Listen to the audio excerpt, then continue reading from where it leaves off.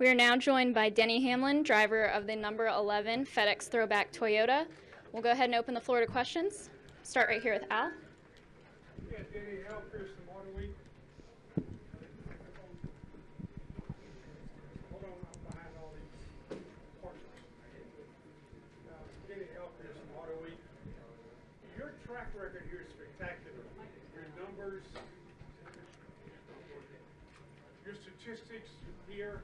You've completed every lap you've ever run. Where did you learn that? You didn't learn that at Langley or Southside or Kinley. You adapted to this place immediately. How come? Yeah, I'm really not sure.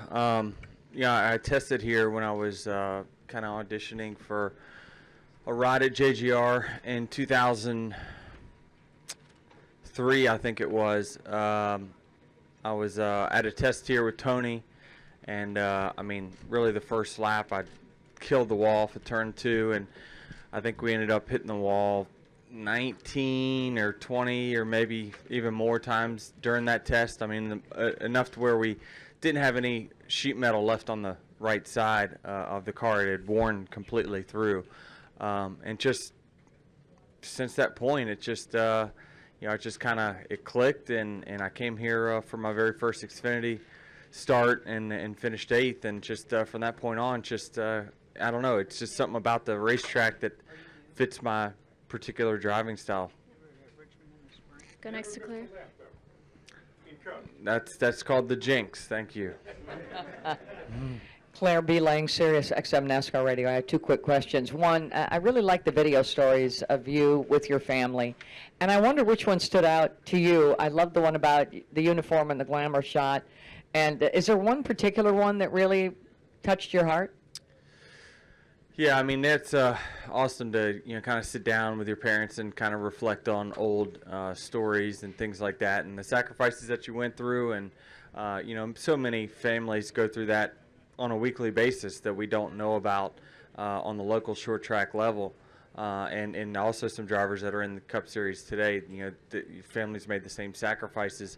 But yeah, I mean, it's cool to kind of get here the way we got here, just on performance, and that's all I really had to bring to the table when it came to get into this series. And so it you know, when you hear the old stories and you get to see all the old crew guys, and a lot of them will come here this weekend and watch the race, it's you know, it's very interesting how that whole story ended up. And you know, really the, you know, kind of my favorite part about it was, you know, as far as those stories was, you know, talking about the trailer business that we had, and just kind of, that's kind of how we got our car to the racetrack every week, was having to do good, you know, selling trailers and things like that to keep going. And can you also talk about, I've been asking a lot of people about getting close to the wall here at Darlington and what makes it different. You guys have such great depth perception, how close you get. Someone told me there was a GoPro attached to a car, and you could see the paint sort of even moving on the car as you got close to the wall, and the feel of the air getting close and how you use that. Can you talk a little bit about how it's different here? Yeah, I mean, it's a little bit different, you know, with the, for whatever reason, with these aero packages, you know, running up by the wall hasn't been as effective as it was probably 4 or 5 years ago when we had taller spoilers. You know, but at this racetrack, you still have to run up by the wall to really, you know, make good lap time. And it's just really the dynamics and the symmetry of the racetrack that makes you have to do that.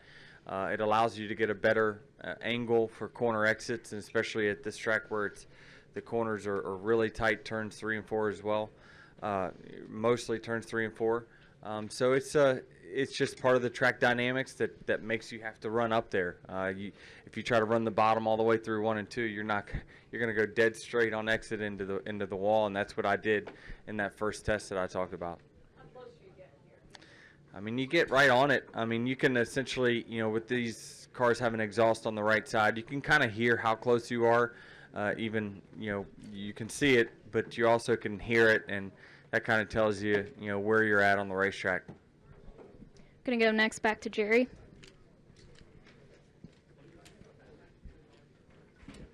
Jerry Jordan, kicking the tires.net and PRN.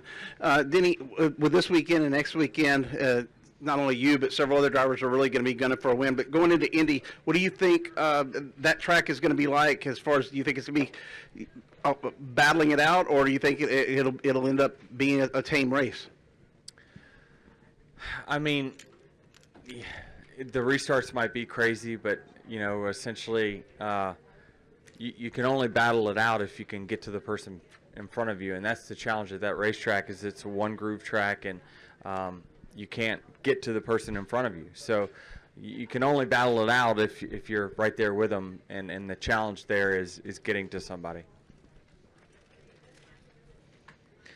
Jacob Seelman, Speed Sport Magazine. Denny, obviously your track record here speaks a lot for itself with the couple of Southern 500 wins, the Xfinity success, but it seems like it's very difficult for drivers to come back here and repeat. What is it about this track, the style of racing here at Darlington, that makes it difficult year to year to maintain the level of success and the consistency like what you've done?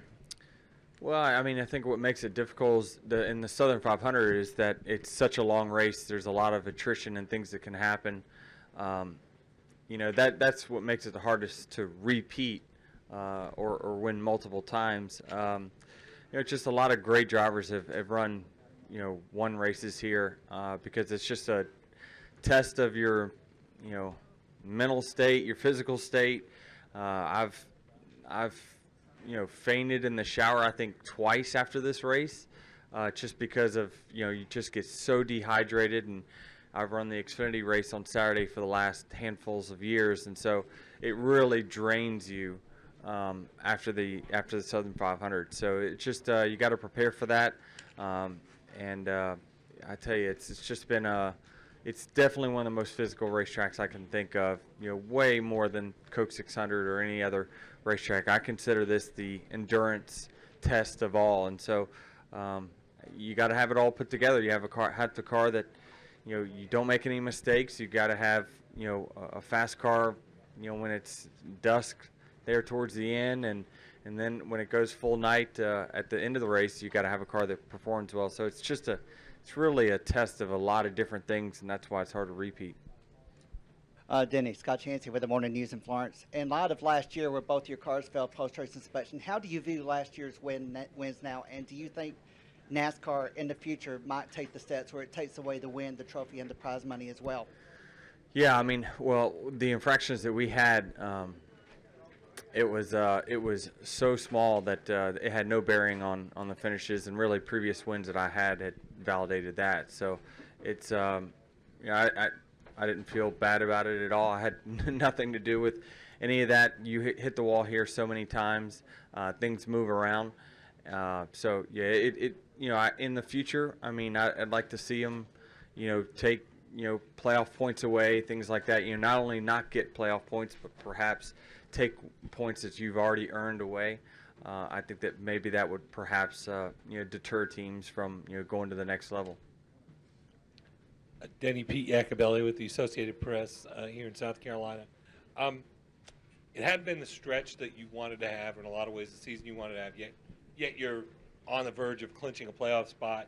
What's your mindset this weekend? Is it to stay out of trouble and just take care of business? Are you looking for that win to gain momentum heading into the playoffs? What's your mindset here? Well, to win, that's the only thing we come here for. I mean, we haven't been points racing for a long time now. Simply because we know based off of just our average performance and what an average year it's been, we're going to be fine on points. We care about winning, and that's the only thing that I care about. Running better is very, very important to us at this point. So we're doing everything we can to work hard and get to that level that we want to be at. But winning one of these next two for sure would help with the momentum going into the playoffs. But momentum is only good as that weekend. I mean, it just because you win this week, on Monday, it does nothing for you for next week. So, sometimes, momentum is overstated. It's just about, how you're performing on any given week. Go next to Lee. Lee Spencer, RacingBoys.com. You're talking about performance. What would a guy like Cole Pearn bring to Joe Gibbs Racing? I don't know. He's a great crew chief. We work with him every week, but I'm not sure.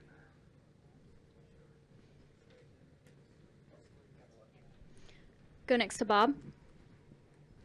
Bob Postrace, ESPN. Next week kind of starts the conflict, or when NASCAR goes up against the NFL. Do you think it's imperative that NASCAR changes its schedule in a way to not be up against the NFL, or do you kind of understand, hey, networks want content to go up against the NFL, and this is probably one of the best sources of content to go up against the NFL? Well, I mean, I think a lot of leagues have changed their schedule in a lot of different ways. You know, I'm of the opinion that midweek summer, when you're essentially would be going up against baseball only, is a prime time for us to be killing it in the ratings. Is when we should be killing it. It's going to be a tough road. We know that when football season starts, it's a frenzy, right? It's people have not had football for 7-8 months, so they're anxious for it. And racing, when the season's over, you're going to have it again in 2 months or 3 months. So it's you don't build a big of a frenzy up is what football does. And it's just it's a big sport, but NASCAR has been big for many years, and it can hold its own, and it has for many years. And so I think that we just continue to try to put on a good show on the racetrack, and hopefully the fans want to come see it in person and on TV, and we'll do the best we can. Next to Chris.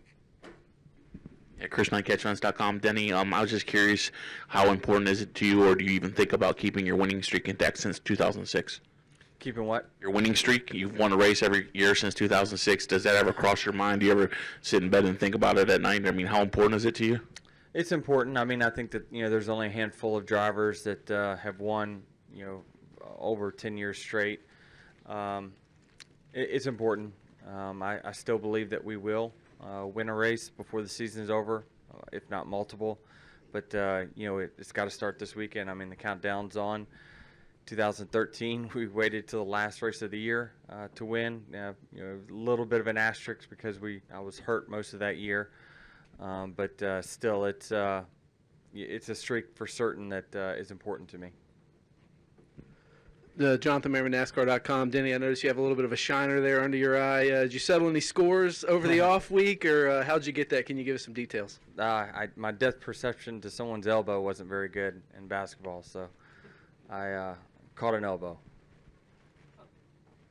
Go right up here to the front. Nate Ryan, NBC Sports. Denny, knowing that Martin Truex Jr. hasn't signed for next year, are you keeping an eye on that? I mean, not just because I think that impacts what's going on at Joe Gibbs Racing, but also because he's a playoff contender and because that could be a potential distraction for that team? Yeah, I mean, I think he's a great driver and, brings a lot to the table. And, I mean, we use a lot of the information that he tells us on any given weekend. So, I mean, yeah, certainly anytime you have a high-profile driver like that, that's on the market or wherever it might be, it piques your interest, especially he's a Toyota teammate as well. So all that is very intriguing, but we'll just we can't I personally can't control anything that he does or the decisions that him or his team makes, and so we'll just kind of play it by ear until we hear something. So you haven't been told anything in terms of Gibbs Furniture Row or anything like that? No. How would that impact you guys if you guys didn't have Furniture Row? I don't know how it would directly impact us. They definitely bring some information to the table, like I said, for us on any given weekend, and we share that information back with them. But we've been a 4-car operation for a long time now, and we just started the 5th here just a few years ago. So I don't know that it would make a huge impact one way or another, but certainly they've been really good partners of ours for the last few years. Any final questions for Denny? All right, Denny, thank you.